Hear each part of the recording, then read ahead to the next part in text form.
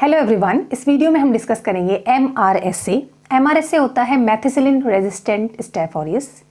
ये बहुत ही इंपॉर्टेंट टॉपिक है। आइदर आपका क्वेश्चन आ जाता है शॉर्ट नोट ऑन MRSA, या फिर क्वेश्चन आ जाता है इस तरीके से कि role of MRSA in hospital acquired infections, या फिर आ जाता है कि व्हाट आर द प्रिवेंशन और control measures for the MRSA outbreak in ICU या फिर इन हॉस्पिटल, है ना, या फिर how to detection of the MRSA। मतलब इस तरह से क्वेश्चंस आ सकते हैं और ये क्वेश्चन कई बार आए हुए भी हैं। तो MRSA क्या है? This is known as methicillin resistant staph aureus. ठीक है, तो इसके आपके MRSA पर ऐसे शॉर्ट नोट आता है, या फिर आपका रोल आ जाता है role of MRSA in hospital acquired infection, detection या methods of detection of MRSA आ जाता है, एंड कंट्रोल मीजर्स या फिर preventive measures during MRSA outbreak in hospital या फिर during MRSA outbreak in ICU, कुछ भी ऐसे करके आया था। तो इस तरीके से क्वेश्चन इसमें पूछे जाते हैं। तो सबसे पहले है कि ये स्टैफ ऑरियस ही है, बट लेकिन उस स्टैफ ऑरियस ने अपने आप को रेजिस्टेंट कर लिया है मैथिसिलिन से। तो जो नॉर्मल एंटीबायोटिक्स होती हैं वो कॉमन एंटीबायोटिक्स, और उसमें मैथिसिलिन से भी रेजिस्टेंट है ये आपका स्टैफ ऑरियस। तो उसके बहुत सारे रीजंस होते हैं। और अब ये हॉस्पिटल में जैसे कि एक तो क्या होता है, इनकम्प्लीट एंटीबायोटिक लेते हैं, कंप्लीट आपका छोड़ देते हैं एंटीबायोटिक बीच में ही।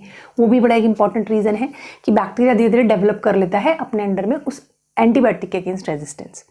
फिर ओवर यूज़ ऑफ एंटीबायोटिक अच्छा नहीं है, ठीक है ना।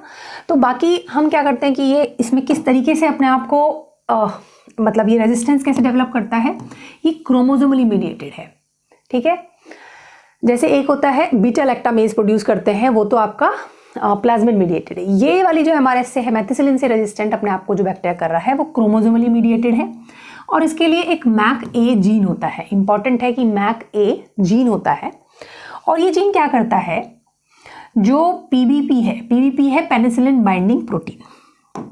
नॉर्मली हम जो एंटीबायोटिक देते हैं पेनिसिलिन देते हैं, तो पेनिसिलिन बाइंडिंग प्रोटीन उसको कन्वर्ट कर देता है PBP 2A में। तो 2A याद कर लो आप, पेनिसिलिन बाइंडिंग प्रोटीन को ये पेनिसिलिन बाइंडिंग प्रोटीन 2A में कन्वर्ट कर दे रहा है। और होता क्या है कि जो ये प्रोटीन होती है पेनिसिलिन बाइंडिंग प्रोटीन, ये जो है बैक्टीरिया के सेल वॉल के सिंथेसिस के लिए बड़ी जरूरी होती है। ठीक है, और जो हमारी बीटा लैक्टम एंटीबायोटिक्स हैं या पेनिसिलिन है वो इस प्रोटीन पर भी बाइंड करती हैं और इसको इनहिबिट कर देती हैं, जिससे कि सेल वॉल का सिंथेसिस नहीं हो या कम हो जाए। समझ में आ रहा है? इस तरीके से आपकी बीटा लैक्टम एंटीबायोटिक काम करती होती हैं।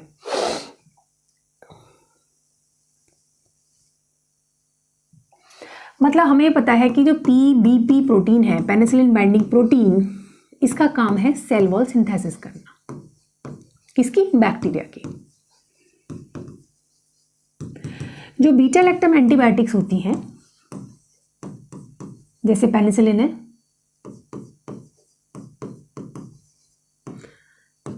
फॉर एग्जाम्पल बहुत सारे, जैसे पेनिसिलिन है या मैथिसिलिन भी है, तो ये इस प्रोटीन पर बाइंड करती हैं और इसको इनहिबिट कर देती है। तो ये इनहिबिट हो गया तो सेल वॉल का सिंथेसिस इनहिबिट हो गया, इसलिए जो बैक्टीरिया है उसका सर्वाइवल नहीं हो रहा। ठीक है ना, क्योंकि सेल वॉल भी बैक्टीरिया को प्रोटेक्ट करके रखती है। सेल वॉल नहीं है तो बैक्टीरिया बहुत जल्दी मर जाएगा। ठीक है ना। अब क्या होता है, क्योंकि ये जो क्रोमोसोम है आपका MAC-A जीन, ये क्रोमोसोमली मीडिएटेड चेंज हो गया, PBP जो है PBP 2A में कन्वर्ट हो गया। अब 2A के लिए जो इसकी बीटा लैक्टम एंटीबायोटिक की एफिनिटी है ना, एफिनिटी जो है इसकी, ये कंपैरेटिवली कम है। PBP2 जो A अब बना है उसके लिए एफिनिटी कम है, तो कम है तो ये इसको बहुत अच्छे से इनहिबिट नहीं कर पाएगा, तो सेल वॉल के सिंथेसिस को रोक नहीं पाएगा, तो जिससे बैक्टीरिया सर्वाइव कर जाएगा। ठीक है ना। तो यानी जो पेनिसिलिन बाइंडिंग प्रोटीन है वो पेनिसिलिन बाइंडिंग प्रोटीन 2A में कन्वर्ट होके अब सेल वॉल के सिंथेसिस को एंटीबायोटिक रोक नहीं पा रही, इसलिए ये रेजिस्टेंट डेवलप हो गया है। समझ में आया? तो PBP is needed for cell wall synthesis, beta lactam binds and inhibit this so that inhibit cell wall synthesis, और ये बैक्टीरिया को डाई कर देते हैं। लेकिन अब कन्वर्जन हो गया PBP penicillin binding protein 2A में, जिसकी की लेस एफिनिटी है बीटा एक्टम एंटीबायोटिक से, और उसकी वजह से ये सर्वाइव कर जा रहे हैं, एंटीबायोटिक से किल नहीं हो पा रहे। अब जो मेथिसिलिन रेजिस्टेंट स्टैफ ऑरियस है, ये दो तरीके की इन्फेक्शन करता है, हॉस्पिटल एक्वायर्ड इन्फेक्शन और कम्युनिटी एक्वायर्ड। सॉरी। और ये क्योंकि रेजिस्टेंट है, जो कॉमन एंटीबायोटिक यूज़ हो रही है हॉस्पिटल में, इसलिए बहुत ही इंपॉर्टेंट कंसर्न का इशू है कि जो मेथिसिलिन रेजिस्टेंट स्टैफ ऑरियस है वो एक पेशेंट से दूसरे पेशेंट में, और क्योंकि जो डॉक्टर्स हैं, स्टाफ मेंबर्स हैं, पैरामेडिकल स्टाफ है, वो कोई भी कैरियर हो सकता है इसका, इवन पेशेंट भी कैरियर हो सकते हैं, तो एक पेशेंट से दूसरे पेशेंट में या फिर हेल्थ केयर वर्कर से दूसरे पेशेंट्स में ये होने के चांसेस काफ़ी ज़्यादा होते हैं। इसलिए इसको रोकना, इसके लिए प्रिवेंटिव मेजर्स करना, हॉस्पिटल में कंट्रोल ऑफ इन्फेक्शंस करना, वो बहुत ही इंपॉर्टेंट मेजर हो जाता है। ठीक है, तो आपका दोनों ही इंपॉर्टेंट है, हॉस्पिटल में भी और कम्युनिटी में भी। और इसके जो रिस्क फैक्टर्स हैं वो क्या क्या होते हैं, वो आपके होते हैं पुअर हाइजीन, है ना। जैसे क्या है कि साफ़ सफाई अच्छे से नहीं होना तो इन्फेक्शन एक दूसरे से फैलेगा, हैंड वॉशिंग प्रॉपर नहीं होना, मान लिया एक डॉक्टर ने या किसी स्टाफ ने एक पेशेंट को टच किया और बिना क्लीन करे हुए दूसरे को टच कर दिया, एक का स्टैफ और इसका इन्फेक्शन दूसरे को फैल गया, है ना। या फिर सर्जरी के टाइम पे प्रॉपरली कंट्रोल मेजर्स नहीं रखना, स्टेरिलाइज नहीं करना अच्छे से, या फिर जो उनके इंस्ट्रूमेंट है उनको प्रॉपरली उनको हैंडलिंग और प्रॉपरली उनका जो डिसइंफेक्शन है वो नहीं करना, वो सारी चीज़ों से ये चीज़ें फैल सकती हैं। तो पुअर हाइजीन बड़ा इंपॉर्टेंट है, क्लोज कॉन्टैक्ट बड़ा इंपॉर्टेंट है। अगर क्लोज कॉन्टैक्ट होगा, पेशेंट पता चला एक बहुत ही क्लोज उसमें है, या फिर अगर हम घरों में या कम्युनिटी में बात करें, जो कम्युनिटी ज़्यादा एक कम एरिया में ज़्यादा लोग रहते हैं, छोटे छोटे घरों में बहुत लोग एक साथ रहते हैं, तो एक दूसरे से इन्फेक्शन होने का चांस रहेगा, तो क्लोज कॉन्टैक्ट होते हैं। कंटामिनेटेड मटेरियल, अब मान लिया जो कंटामिनेटेड मटेरियल है, एक जो पेशेंट है उससे जो उसको क्लीन किया या उसका जो भी मटेरियल कंटामिनेटेड है उसको प्रॉपर्ली डिस्पोज नहीं करना, या फिर एक कंटामिनेटेड मटेरियल से दूसरे कंटामिनेटेड मटेरियल मतलब दूसरे पेशेंट के पास पहुंच गया वो कंटामिनेटेड मटेरियल, है ना, तो उन सब से भी इसके स्प्रेड होने के चांस बहुत बढ़ जाते हैं। डैमेज स्किन और वुंड, है ना, हॉस्पिटल में जहाँ पर सर्जरीज होती हैं या किसी को चोट लगी है, तो जो भी डैमेज स्किन है या वुंड है और वुंड की हीलिंग प्रॉपर नहीं हो रही है, ये सारे फैक्टर्स जो हैं उस इन्फेक्शंस को बढ़ाते हैं और MRSA होने को भी बहुत ज़्यादा इंक्रीज करते होते हैं। ठीक है, ओके। दूसरा बड़ा इंपॉर्टेंट कंसर्न है, क्योंकि ये एक थोड़ा सा कॉमन टाइप का क्वेश्चन भी होता है कि रोल क्या है इनका, क्योंकि ये कॉमन एंटीबायोटिक से इनको किल करना मुश्किल है, इसलिए इनका ट्रीटमेंट बड़ा मुश्किल होता है। और फिर एक पेशेंट से दूसरे पेशेंट को स्प्रेड कर रहे हैं, तो सोचो पूरे हॉस्पिटल में इन्फेक्शन फैल रहा है, तो उसके प्रिविलेंस भी देख रहे हैं कि बढ़ते जा रहे हैं, इसलिए बहुत ही इंपॉर्टेंट मेजर जो है कंसर्न हो गया है हॉस्पिटल की जो सेटिंग्स है वहाँ पर। तो देख रहे हैं कि ये जो इसके प्रिविलेंस हैं वो बढ़ते जा रहे हैं। ठीक है, वर्ल्ड वाइड अगर देखो तो कहीं कहीं पर मोर देन 50% भी है MRSA। तो जैसे अमेरिका हो गया, सम एशियन कंट्रीज हो गए, नीदरलैंड में, स्कॉटलैंड में बहुत कम है। ठीक है, नीदरलैंड, स्कॉटलैंड और स्कैंडिनेविया, है ना, मतलब नीदरलैंड याद कर लो, काफ़ी ठीक है। लेस देन 1% चांस है वहाँ पर, तो वहाँ पर बहुत कम परसेंट चांस है, नहीं प्रिविलेंस, तो प्रिविलेंस लेस देन 1% है नीदरलैंड वगैरह में, तो यही याद कर लो। अमेरिका, साउथ सम से एशियन कंट्रीज में 50% से भी ज़्यादा है। तो इंडिया में कितना है? इंडिया में 2021 में देखा गया था कि 40% है, जो कि ICMR ने बताया है। ICMR जो है वो मेडिकल रिसर्च की एक काउंसिल है जो कि रिसर्च से रिलेटेड डेटा कलेक्ट करती है, रिसर्च के प्रोजेक्ट देती है और फंड भी देती है, और ये सब चीज़ों को एक वो भी निकालती है कि किसका क्या प्रिवलेंस रेट है, क्या है। तो ICMR ने 2021 में इसका डेटा निकाला 40%, तो जो वर्ल्ड में जैसे इन कंट्रीज़ में ज़्यादा है, इससे लगभग थोड़ा सा ही कम है 40%। तो सोचो बहुत ही कंटिन्यूसली ना लास्ट के जो डिकेड्स हैं उनमें बढ़ता ही जा रहा है ये, इसलिए बड़ा इंपॉर्टेंट कंसर्न हो गया है।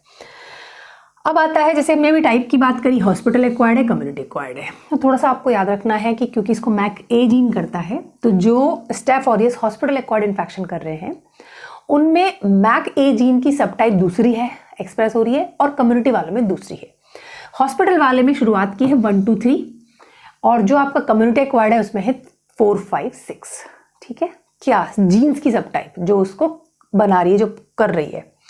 हॉस्पिटल वाले मल्टी ड्रग रेजिस्टेंट होते हैं, मैंने बताया है आपको कि बहुत सारे ट्रीटमेंट से ट्रीटमेंट नहीं हो पाता है, तो हॉस्पिटल वाले ज़्यादा हैं जो मतलब as compare to community acquired multi drug resistant है, बट लेकिन देखा जाए तो वायरुलेंस थोड़ा सा कम है।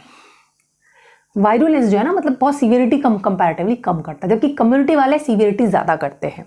ठीक है, बाकी perioperative wound infections, nosocomial outbreaks, ये सब करता है वो, यानी हॉस्पिटल में आउटब्रेक्स हो रहे हैं, वुंड है उसका इन्फेक्शन जो है उसमें स्टैफ ऑरियस काफ़ी मिलता है। ठीक है, तो ये सब चीज़ें जो है इसके आपके इंपॉर्टेंट फैक्टर्स हैं।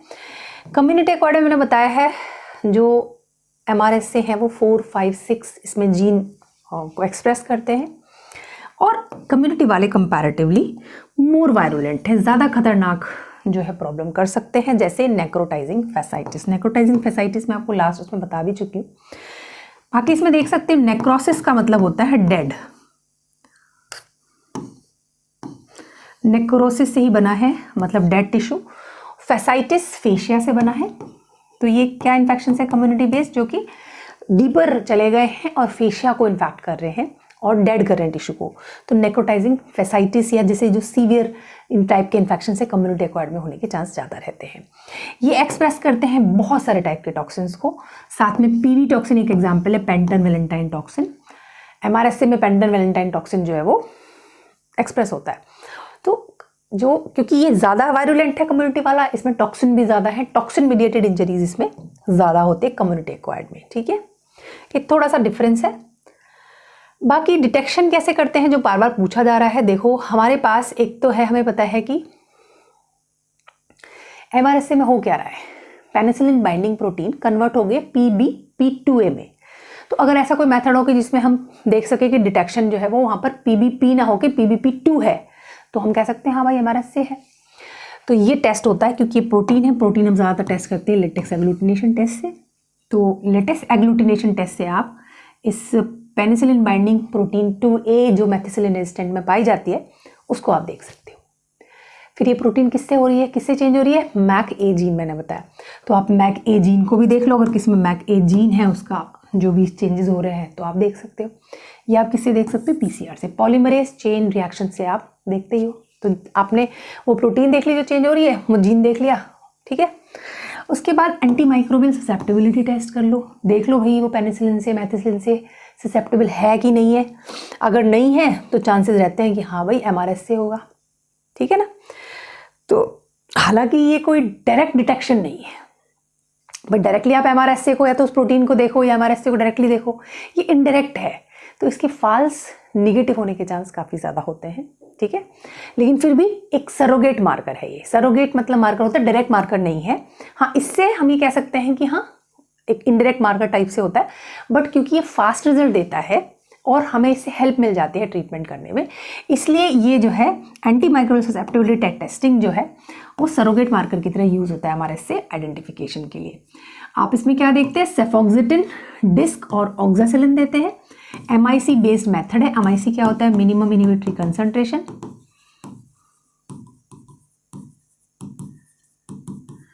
तो डिस्क मेथड होता है ना, आप ससेप्टिबिलिटी देखें, डिस्क मेथड है। यहाँ कौन सा आप देख रहे हो, सेफॉक्सिटिन, ऑक्सासिलिन। तो सेफॉक्सिटिन और ऑक्सासिलिन से रेजिस्टेंट अगर है, नहीं मर रहे हैं, रेजिस्टेंस आ रहा है, तो इसका मतलब ये चांसेस है कि MRSA होने के चांसेस है। तो ये इनडायरेक्ट मेथड होगा, इसको हम सरोगेट मेथड कहते हैं। ठीक है जी, तो 3 मेथड आपने मेजर देख लिए, उसके प्रोटीन को देख लो, जीन को देख लो, एंटीबायोटिक ससेप्टेबिलिटी टेस्टिंग कर लो। अब ट्रीटमेंट कैसे करते हैं, तो देखो MRSA है तो मेथिसिलिन से तो होगा नहीं, पेनिसिलिन नहीं दे सकते। Vancomycin is a drug of choice. तो सबसे पहले आपको याद रखना है कि vancomycin is the drug of choice in MRSA। उसके साथ साथ कुछ अल्टरनेटिव भी मेडिसिन दे सकते हैं, जैसे टिकोप्लानिन, T4 टिको हो गया, टिकोप्लानिन, ऐसा ही टेलावेंसिन, वैंकोमाइसिन के नाम से वेंसिन हो गया, वैंकोमाइसिन के नाम से वेंसिन, और टी से ये भी टी से हो गया, टेलावेंसिन। तो आप 2 तो एटलीस्ट याद कर लो, टिकोप्लानिन है ना और टेलावेंसिन, टिकोप्लानिन, टेलावेंसिन। और एक आपको याद रखना है डेप्टोमाइसिन।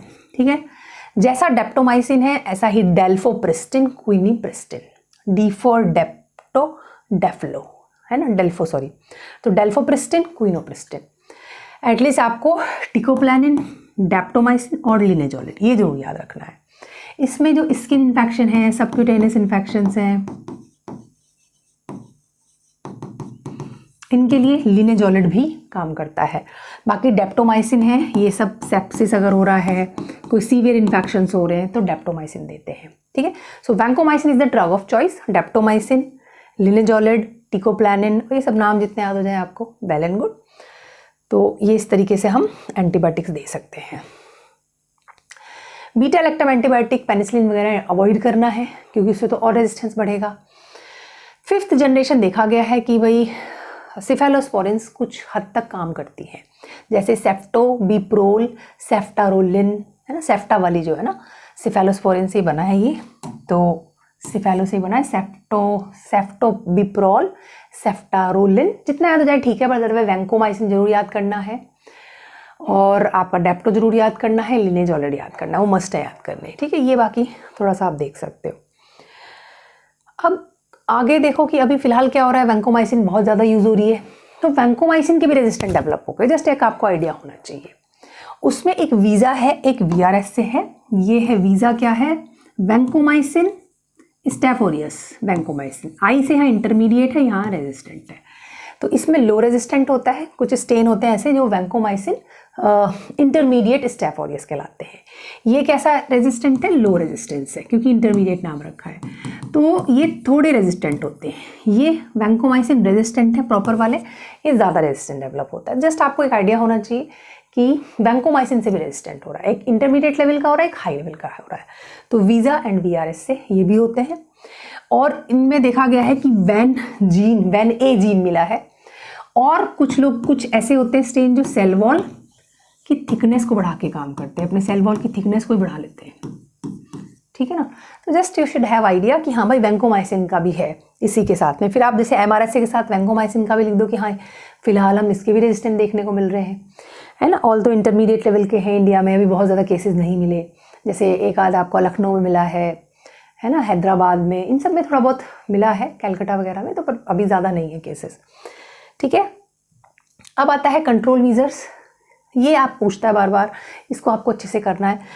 तो सबसे इम्पॉर्टेंट देखो, बाकी तो है ही, हैंड वॉशिंग करोगे, है ना, हैंड वॉशिंग करोगे प्रॉपर। आप एक पेशेंट को टच करके दूसरे पेशेंट को जो है टच करने से पहले बीच में हैंड वॉश करो, तो पेशेंट देखने से पहले और देखने से बाद या तो हैंड वॉशिंग कर लो, या अल्कोहल बेस्ड सैनिटाइजर्स आते हैं उनको यूज़ कर लो। ठीक है, और आपका अगर सर्जिकल वुंड है ना, सर्जरी है मान लिया, हमने कहा ना सर्जरी से भी होता है, जो वुंड है या फिर आपका कोई स्कार है या कट है उससे होता है, तो इम्पॉर्टेंट है कि जो सर्जरी के टाइम पे, सर्जरी से पहले क्लीनिंग करोगे, उस पार्ट को प्रिपेयर करोगे प्रॉपर सेवलॉन से, जो इंस्ट्रूमेंट है वो प्रॉपरली डिसइंफेक्टेड होनी चाहिए, ओटी हमारा प्रॉपर डिसइंफेक्टेड होना चाहिए। आईसीयू में पूछे तो आईसीयू को भी चीज़ में डिसइंफेक्टेंट करना है ना, हॉस्पिटल है तो उसके भी रूम्स को डिसइंफेक्ट करना है। फिर कुछ एंटीबायोटिक्स होती हैं जो कई बार प्रोफाइलैक्सिस के हिसाब से भी यूज़ करनी होती है। फिर बैंडेज है ना, ऐसे सर्जरी का देख लो पेशेंट पहले का, फिर पेशेंट की सर्जरी होगी उस टाइम क्या करोगे, सर्जरी के बाद क्या करोगे। सर्जरी के बाद भी आपको वही है, प्रॉपर वुंड की हीलिंग करवानी है, प्रॉपर वुंड जो आप बैंडेजिंग करते हो वो प्रॉपरली क्लीन होनी चाहिए, ध्यान होना चाहिए, इन्फेक्शन एक दूसरे को फैलेना, ये सारी चीज़ें आप इसमें कर सकते हो। ठीक है ना। उसके अलावा जो बड़े इंपॉर्टेंट पॉइंट हैं वो ये हैं, आप जो है स्क्रीनिंग करो MRSA कैरियर्स की, क्योंकि कैरियर जो है हॉस्पिटल में, जो हॉस्पिटल स्टाफ है, कैरियर हो सकता है। भाई पेशेंट को तो आप नहीं कर सकते, पेशेंट तो बीच बीच में आ रहे हैं, लेकिन जो हमारा हॉस्पिटल का स्टाफ है उसकी कैरियर, उसको देख लो तो, और फिर उनका ट्रीटमेंट कर दो, सो दैट चांसेस ऑफ जो आपके फैल रहा है जो इन्फेक्शन एक से दूसरी जगह पे, ट्रांसमिशन ऑफ इन्फेक्शन, वो कंपैरेटिवली कम हो जाएगा। तो जो भी स्टाफ है, हॉस्पिटल स्टाफ, करो। कब करोगे, स्पेशली आउटब्रेक के टाइम पे। आउटब्रेक के टाइम का ही क्वेश्चन पूछा जाता है, तो जब भी आउटब्रेक हो रहा है तो आप कैरियर्स को जरूर आप उनको आइडेंटिफाई करो। ठीक है, और मैनिटॉल, ऑक्सासिलिन, अगार, इसके लिए जब आप कैरियर पे देखते हो तो मैनिटॉल, ऑक्सासिलिन, अगार बड़ा इंपॉर्टेंट होता है जहाँ पर आप MRSA को देखते हो। ठीक है जी, और कैरियर आपको पता है, नेजल कैरियर हो सकते हैं, स्किन के कैरियर्स हो सकते हैं। ठीक है, अब मान लिया आपने उसको आइडेंटिफाई कर लिया तो उनका कैरियर का ट्रीटमेंट कर दो। तो कैरियर का आइडेंटिफिकेशन, स्क्रीनिंग, उनका ट्रीटमेंट, ये थोड़ा सा इंपॉर्टेंट पॉइंट है जो आपको याद रखना है, और एग्जामिनर इनको जरूर देखना चाहता है। बाकी तो कॉमन टाइप के मीजर्स हैं जो किसी भी इन्फेक्शन को कंट्रोल करने के लिए यूज होते हैं। तो अगर नेजल कैरियर है तो आपके नोज में टॉपिकल 2% माइप्रोसिन दे सकते हैं उनको, जो कैरियर्स हैं, है ना, 2% माइप्रोसिन। अगर मान लिया स्किन कैरियर है तो क्लोरहेक्सिडिन से बॉडी को वॉश करा दो। ठीक है ना, बॉडी बाथ होगा क्लोरहेक्सिडिन, वो उसको मार देगा। तो क्लोरहेक्सिडिन या फिर म्यूप्रोमाइसिन। तो इम्पॉर्टेंट है कैरियर का डिटेक्शन और उसका ट्रीटमेंट कर देना। बाकी सब जो है ना कॉमन मेजर्स हैं जो कि किसी भी इन्फेक्शन कंट्रोल के लिए यूज़ होते हैं, जैसे एंटीबायोटिक मिसयूज़ को बंद करो, है ना, अननेसेसरी जहाँ ज़रूरत नहीं है वहाँ भी एंटीबायोटिक चल रहे हैं उनको कम कर सकते हो। Complete dose of antibiotic should be taken, ठीक है, जिससे कि वो बैक्टीरिया टोटल मर जाए, ऐसा ना हो कि वो धीरे धीरे रेजिस्टेंट पैदा करे। हैंड हाइजीन, ये बड़ा इंपॉर्टेंट है, hand washing is very very important. तो before touching the patient, after touching, alcohol based वाले बड़े अच्छे आते हैं, सैनिटाइजर हम यूज़ कर लेते हैं, बड़ा इंपॉर्टेंट है ना। आइसोलेशन ऑफ पेशेंट, तो पेशेंट का अर्ली डिटेक्शन करना जिसको MRSA है, और फिर उसको आइसोलेट कर दो बाकी से, तो जिससे कि इन्फेक्शन कंट्रोल हो जाए, फैले नहीं, बहुत इंपॉर्टेंट है, ठीक है।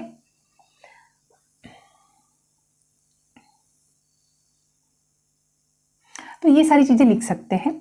इसको जस्ट मैंने एक ऐसे ही कुछ और इम्पॉर्टेंट पॉइंट लिए हैं जहाँ पर ये रोल ऑफ MRSA है ना। एक तो MRSA पता होना चाहिए क्या है, फिर इसमें कैसे मैकेनिज्म क्या है जो रेजिस्टेंट डेवलप हुआ है, ट्रीटमेंट क्या है, फिर आप टाइप्स क्या हैं इसके, हॉस्पिटल एक्वायर्ड है, कम्युनिटी एक्वायर्ड है, उनमें क्या कौन से सीरोटाइप हैं, मतलब कौन से जीन का जो है कौन सा टाइप इसमें है, फिर कॉमन मेजर्स क्या कर सकते हैं। तो कुछ तो कैरियर वाला लिखना है, कुछ बाकी कॉमन मेजर्स लिखना है, that is very very important. थोड़ा सा मैंने एग्जाम में लिखने के हिसाब से आपके कुछ पॉइंट्स आपको बना के दिए इसके, that MRSA play a significant role, ऐसे आप लिखते हैं जब आपका रोल ऑफ MRSA आता है इन हॉस्पिटल इन्फेक्शन या जो भी आता है। MRSA play a significant role as a major cause of hospital acquired infection, है ना, क्योंकि मेजर कॉज है ये हॉस्पिटल एक्वायर्ड इन्फेक्शन का। It often leading to serious complications like sepsis, like blood infections, like pneumonia, surgical site infections. तो ये सारी की सारी चीज़ें MRSA कर सकता है। तो देखो सीरियस इन्फेक्शन है ना, न्यूमोनिया हो गया, सेप्सिस हो गया, ये सारे कर रहा है। क्यों कर रहा है? क्योंकि रेजिस्टेंस है टू द कॉमन एंटीबायोटिक। हम जो कॉमन एंटीबायोटिक दे रहे हैं उनसे बढ़ता नहीं है और सीरियस कॉम्प्लिकेशंस कर सकता है, ठीक है। इसलिए ये बहुत ही इंपॉर्टेंट सिग्निफिकेंट रोल प्ले करता है। That's why it's a concern point for the hospital settings कि कैसे इसको ट्रीट करें, कैसे इसको प्रिवेंट करें। It require a strict infection control measures to prevent it. तो आपको वर्ड लगाना है स्ट्रिक्ट, सॉरी,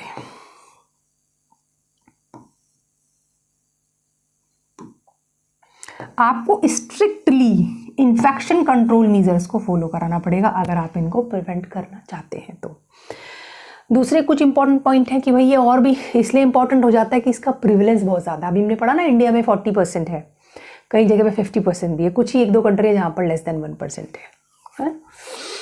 स्पेशली कहाँ पर? जहाँ पर हाई पेशेंट टर्नओवर है, बहुत पेशेंट का आना जाना है, बिजी हॉस्पिटल है, तो हाई पेशेंट टर्नओवर या फिर इन्वेजिव प्रोसीजर्स ज़्यादा यूज़ होते हैं, सर्जरीज वगैरह ज़्यादा होती हैं, इन्वेजिव प्रोसीजर्स ज़्यादा यूज़ होते हैं, वहाँ पर ये MRSA होने का चांसेस और ज़्यादा बढ़ जाता है। वल्नरेबल पेशेंट्स कौन है? जिनकी सर्जरी हुई है या होनी है, उनकी इम्यूनिटी किसी की वीक है, ठीक है। मेडिकल डिवाइसेस बहुत ज़्यादा अगर किसी को लग रही हैं, है ना, मेडिकल डिवाइसेस हो गया आपके प्रोस्थेटिक वॉल्स वगैरह भी, या फिर कोई भी सेंट्रल लाइन लगे कुछ भी, तो उनमें ज़्यादा ये चांसेस बढ़ जाते हैं। और ट्रीटमेंट तो चैलेंज है, ये भी हमने बात ही कर लिया, ट्रीटमेंट चैलेंज है क्योंकि एंटीबायोटिक रेजिस्टेंस है। आप और भी मीजर्स क्या क्या कर सकते हो हमने डिस्कस कर लिया है। प्रॉपर वुंड केयर करो, पेशेंट को, उसके अलावा पेशेंट को भी एजुकेट करो। अब पेशेंट को आपने बोल दिया सफाई रखो, उसको पता ही नहीं है सफाई रखने का क्या मतलब है और क्यों करनी है सफाई, उसको आपको एजुकेट करना पड़ेगा कि इन्फेक्शंस हैं, एक दूसरे से दूसरे को फैलते हैं, आपसे किसी और को फैल सकते हैं, किसी और से आपको फैल सकते हैं। हैंड वॉशिंग, सैनिटाइजेशन का इंपॉर्टेंट, आप हैंड सैनिटाइज क्यों कर रहे हो, क्या कर रहे हो, कैसे टच करना है, कोई कंटामिनेटेड मेटेरियल उसको नहीं टच करना है ऐसे बेयर हैंड, तो ये सारी चीज़ें हमें बतानी पड़ेगी। स्टाफ की फ्रीक्वेंट ट्रेनिंग करनी ज़रूरी है। फ्रीक्वेंट ट्रेनिंग इसलिए कि नया स्टाफ आ रहा है उसकी ट्रेनिंग हो जाए, दूसरा बार बार उसका रिहर्सल होता है, बार बार दिमाग में चीज़ें रिफ्लेक्स डेवलप होता है कि हाँ भाई हमें इन्फेक्शन कंट्रोल के लिए कैसे बचना है, कैसे हैंड वॉशिंग करनी, कैसे पेशेंट को कैसे हैंडल करना है। Early detection and isolation of patients, तो आइसोलेशन बड़ा इंपॉर्टेंट हो जाता है। आपने उसको आइडेंटिफाई करो, उसको अलग रखो, लोगों को ना हो, प्रॉपर उसका ट्रीटमेंट करो। Wear the gloves, gown, mask when caring of a patient, जब पेशेंट को नर्स केयर करती है या स्टाफ केयर करता है तो ये सब चीज़ें पहने तो बेटर होता है, जिससे इन्फेक्शन कंट्रोल होने के चांस रहते हैं। और अगर आपको लग रहा है कोई MRSA का पेशेंट है, आया है, डिस्चार्ज हो गया, उस पेशेंट के रूम को डिसइंफेक्ट करो। कायदे में तो हर रूम जो है डिसइंफेक्ट होना चाहिए जब पेशेंट चला जाता है। आईसीयू में कई बार पूछा गया है कि MRSA का रोल आईसीयू में क्या है, सेम ही होगा, सारी चीज़ें वही लिखनी होंगी। हैंड हाइजीन हो गया, कंट्रोल हो गया, आईसीयू को बीच बीच में डिसइंफेक्टेंट इन्फेक्ट कराना, पेशेंट अगर है तो उसको थोड़ा अलग कर लो, आइसोलेट कर लो, ठीक है ना। जो भी इंस्ट्रूमेंट हैंडलिंग है वो प्रॉपर करो, ग्लव्स पहनो, गाउन पहनो, ये सारी चीज़ें पहनो। तो सारी चीज़ें इस तरीके से आप जो भी है सारा, और कैरियर का लेकिन इंपॉर्टेंट है जो अलग से रखना, बाकी तो कॉमन मीजर्स हैं। जो कैरियर का आइडेंटिफिकेशन, कैरियर का ट्रीटमेंट वो बहुत इंपॉर्टेंट है, वो हॉस्पिटल में पूछे चाहे वो आईसीयू में पूछे। तो ये हमारा हो गया MRSA।